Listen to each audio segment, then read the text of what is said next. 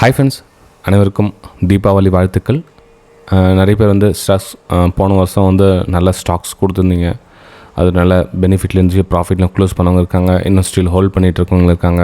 இன்னும் ஆட் பண்ணணுமா வேணாவா, என்ன வேறு மாதிரி ஸ்டாக்ஸ்லாம் டிஸ்கஸ் பண்ணலாம் அப்படின்ட்டு கேட்குறவங்க இருக்காங்க.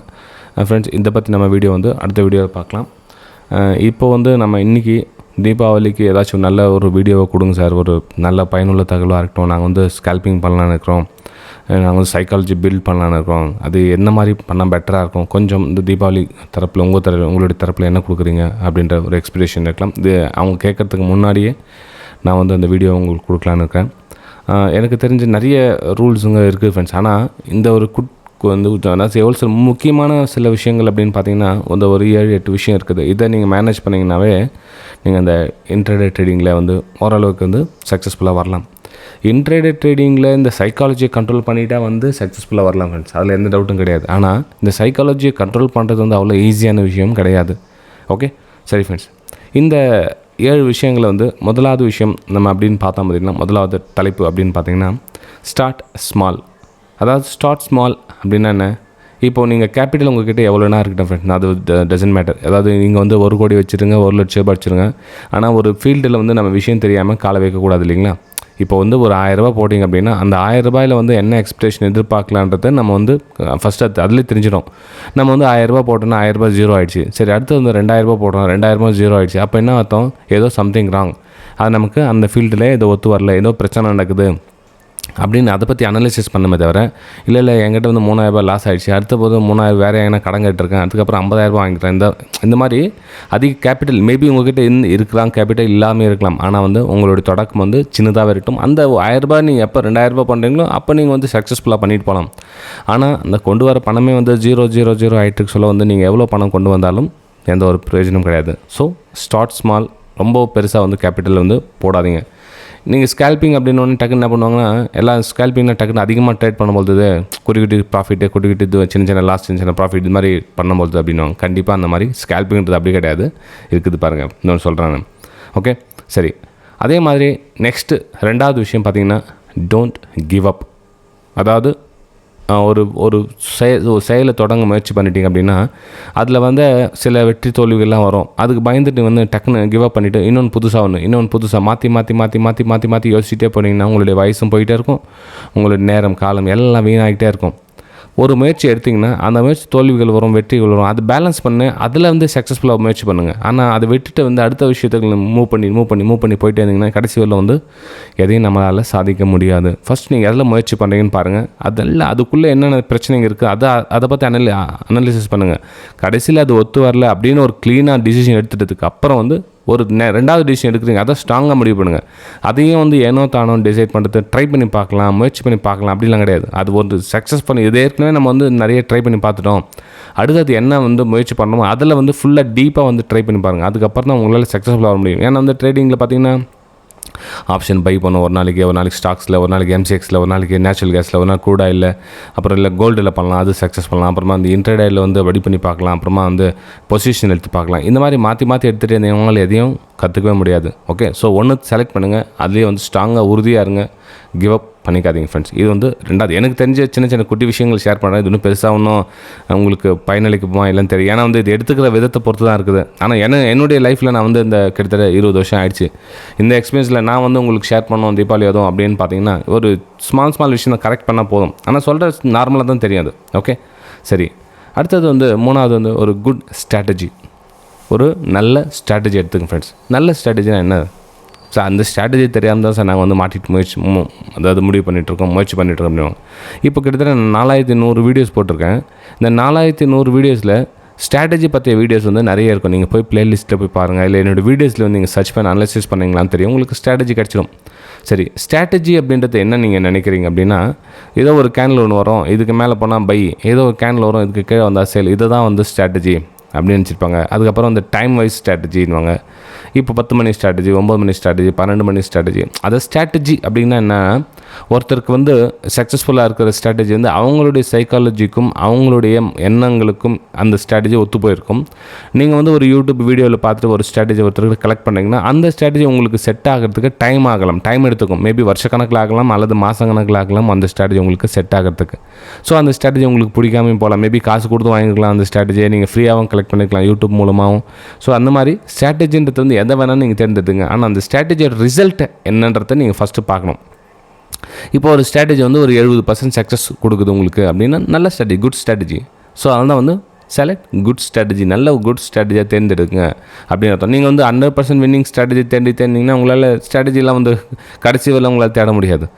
65% 70% ஒரு ஸ்ட்ராட்டஜி கொடுக்குது அப்படின்னா அந்த ஸ்ட்ராட்டஜி மெருகேற்ற முயற்சி பண்ணுங்கள். அப்போ 70%லேருந்து 75% வந்து என்ன பண்ணால் எனக்கு சக்ஸஸ் கொடுக்குது, அடுத்தவங்களுக்கு வந்து 70% தான் கொடுக்குது, ஆனால் வந்து எனக்கு 75% சக்ஸஸ் ரேஷியோ கொடுக்குது அப்படின்னா அதை பாருங்கள்.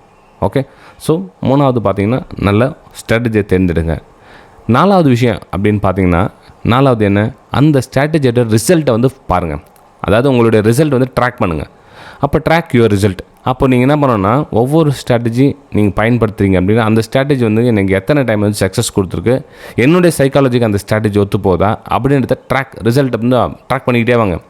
அப்போது உங்களுக்கு அந்த ஸ்ட்ராட்டஜி வந்து மேபி 65% ரிசல்ட் கொடுக்குது அப்படின்னா அந்த ஸ்ட்ராட்டஜி வந்து நீங்கள் தாராளமாக வந்து யூஸ் பண்ணலாம். ஏன்னா வந்து ஒரு மாதம் வந்து 80% ரிசல்ட் கொடுக்கும், ஒரு மாதம் வந்து 55% ரிசல்ட் கொடுக்கும். ஆனால் எண்ட் ஆஃப் த டே நம்ம ப்ராஃபிட்டில் இருக்கோமா அதை பாருங்கள். எண்ட் ஆஃப் த மந்த் நம்ம ப்ராஃபிட்டில் இருக்குமா, எண்ட் ஆஃப் த இயர் நம்ம ப்ராஃபிட்டில் இருக்குமா. இப்போ ஃபார் எக்ஸாம்பிள் நீங்கள் கேட்கலாம், சார் நீங்கள் என்ன மாதிரி ட்ரேட் எடுக்கிறீங்க அப்படின்னு சொல்லிட்டு.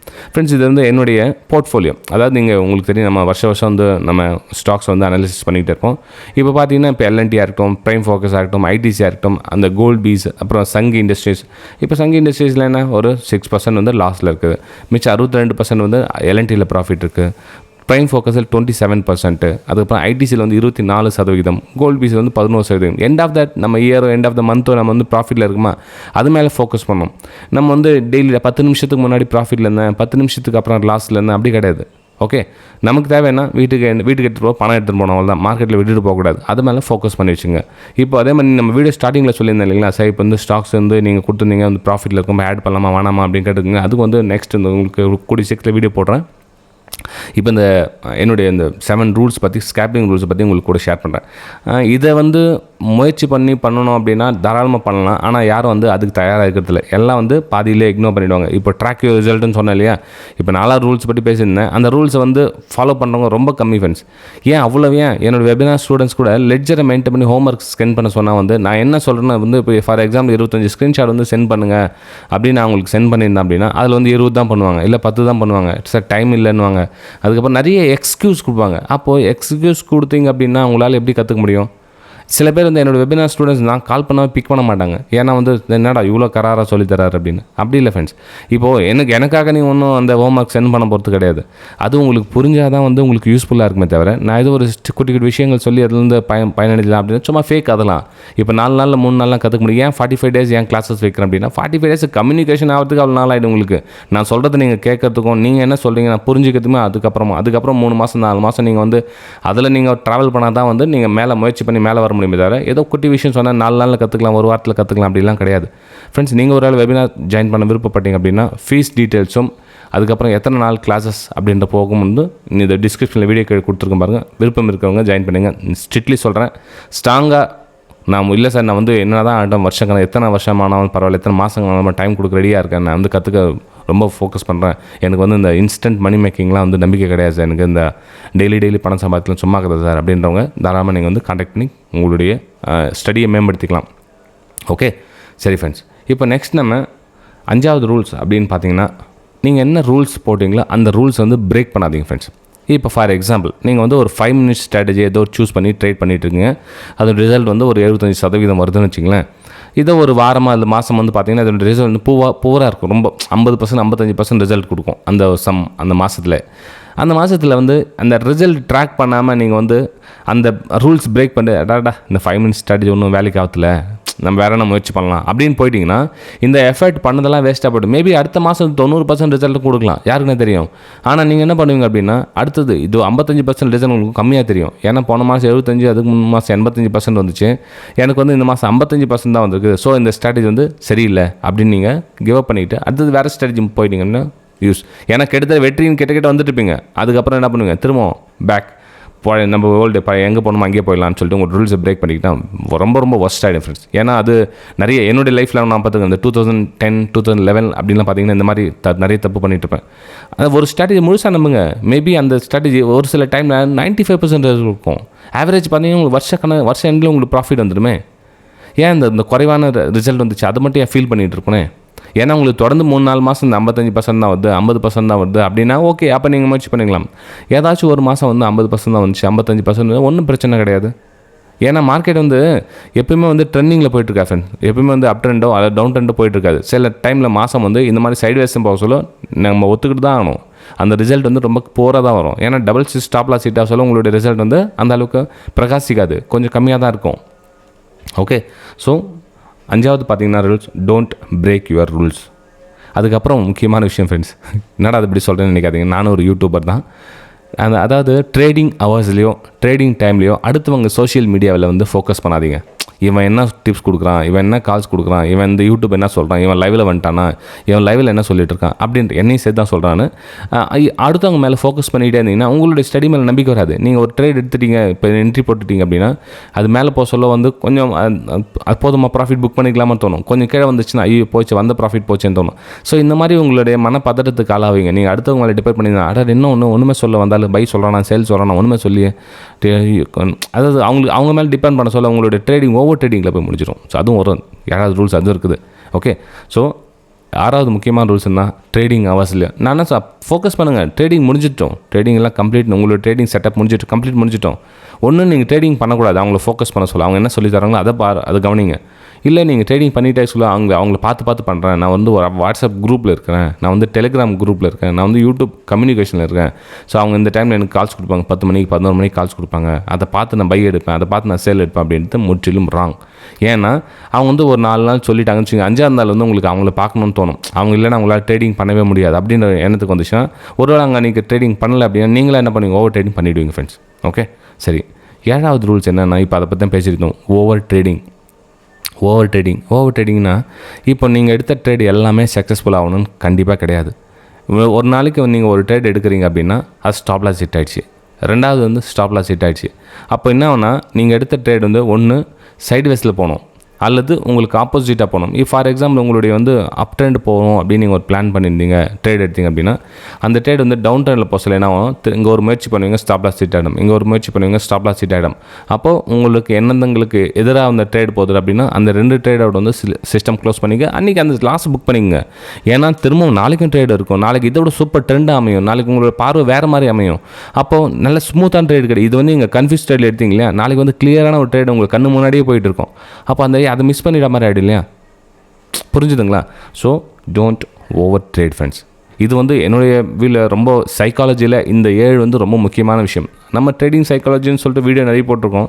அந்த ட்ரேடிங் சைக்காலஜியில் ஸ்கேல்பிங் பற்றி பண்ணணும் அப்படின்னா வந்து இந்த 7 விஷயம் வந்து கடைபிடிக்கிறது வந்து முயற்சி பண்ண முடியும் உங்களால். ஏன்னா அந்த மனதை ஒருநிலைப்படுத்தி வந்து என்னால் முடியும், இது தவிர நான் வேறு எந்த ட்ரேட் எடுக்க மாட்டேன், அக்கௌண்ட்டில் பேலன்ஸ் அதிகமாக வைக்க மாட்டேன். பிரச்சனை ஓவர் ட்ரேடிங் காரணம் என்ன அப்படின்னா, உங்கள்கிட்ட ஒரு 5000 ரூபாய் கெப்பாசிட்டி இருக்குது அப்படின்னா நீங்கள் ட்ரேடிங் என்ன பண்ணுவீங்க, ஃபஸ்ட்டு 500 ரூபாய் தான் ட்ரேட் பண்ணுவீங்க, அதுக்கப்புறம் எமோஷனல் ஆகிட்டு அதுக்கப்புறம் 1000 ரூபாய் போடலாம், அதுக்கப்புறம் எங்கிட்ட இன்னும் கொஞ்சம் பணம் இருக்குது 2000 போடலாம் 3000 போடலாம் அப்படி என்ன பண்ணுவீங்க, இருக்கிற பணத்தை எல்லாம் மேலே ஃபோக்கஸ் பண்ணுவீங்க. ஸோ என்ன பண்ணுவீங்கன்னா உங்களுடைய 2 லாட் போடுறீங்கன்னா அந்த 2 லாட்டுக்கு உண்டான பணம் மட்டும் வச்சுங்க. ஒரு 1000 ரூபாய் 2 லாட் ஃபார் எக்ஸாம்பிள் சொல்கிறேன் ஃப்ரெண்ட்ஸ், நீங்கள் வந்து 1 லட்ச ரூபாய் இருக்கட்டும் நானும் சொல்லவில்லை. ஆனால் அந்த பணம் வந்து அந்த 2 லாட்டுக்கு உள்ளே தான் இருக்கணும். ஒரு லாட்டு ஸ்டாப் லாஸ் ஹிட் ஆகிடுச்சுன்னா மிச்சம் வந்து 9000 சில ஆயிடுச்சுன்னா அந்த 2வது லாட்டுக்கு உங்களால் போக முடியாது. மேபி 3 லாட் ட்ரை பண்ணால் கூட உங்களால் முடியாது. நீங்கள் அக்கௌண்ட்லேருந்து ட்ரான்ஸ்ஃபர் பண்ணி பண்ணுறதுக்குள்ளே உங்களோட சைக்காலஜியை நீங்கள் கண்ட்ரோல் பண்ண முயற்சி பண்ணலாம். ஓகே தப்பு பண்ணுறேன் நான், அங்கேருந்து அக்கௌண்ட் ட்ரான்ஸ்ஃபர் பண்ணி ட்ரேட் பண்ணுறது மிகப்பெரிய தப்பு அப்படின்றத நீங்கள் புரியணும். ஃப்ரெண்ட்ஸ், இந்த வீடியோ உங்களுக்கு பயனுள்ளதாக இருந்திருக்கு நம்புகிறேன். இப்போ வீடியோ பிடிச்சா மறக்காமல் உங்களுடைய லைக்ஸ் அண்ட் கமெண்ட்ஸை பதிவு பண்ணுங்கள். வீடியோ நீங்கள் ஃபஸ்ட் டைம் பார்க்குறீங்க, சேனலை சப்ஸ்கிரைப் பண்ணி பெல் ஐகானை கிளிக் பண்ணி வச்சுங்க. இது என்னுடைய யூடியூப் சேனல் இதில் வந்து உங்களுக்கு பயனுள்ள தகவல் கிட்டத்தட்ட 4100 வீடியோஸ்க்கு மேலே உங்களுக்கு அப்லோட் பண்ணியிருக்கேன். இதில் நீங்கள் போய்ட்டு பாப்புலர் அப்படின்னு கிளிக் பண்ணிங்கன்னா தெரியும், உங்களுக்கு பயனுள்ள வீடியோஸ் நிறைய வரும். வீடியோ பார்த்து அந்த வீடியோக்கும் உங்களுடைய சப்போர்ட்டு லைக்ஸ் அண்ட் கமெண்ட்ஸ் மூலிமா தெரிவிக்கலாம். ஃப்ரீ டெலிகிராம் சேனல் லைவ் மார்க்கெட்டில் என்னோடய வியூஸை ஃப்ரீயாக ஷேர் பண்ணிட்டு இருப்பேன். அதாவது டெய்லியெலாம் இல்லை ஃப்ரெண்ட்ஸ், அதாவது நான் வந்து ட்ரேடிங்கில் ஃபோக்கஸ் பண்ணால் மட்டும்தான் அந்த ஸ்க்ரீன்ஷாட்டை உங்களுக்கு அனுப்புவேன். மேபி இன்றைக்கி மார்க்கெட் அப்சைடுக்கான பிளான், இல்லை சைட்வேஸ்க்கான பிளான், இல்லை டவுன் ட்ரெண்டுக்கான பிளான், எங்கே என்ட்ரி போடலாம், அது என்னோடய வியூஸ் நிஃப்டி, பேங்க் நிஃப்டி இந்த மாதிரி ஷேர் பண்ணிவிடுவேன்.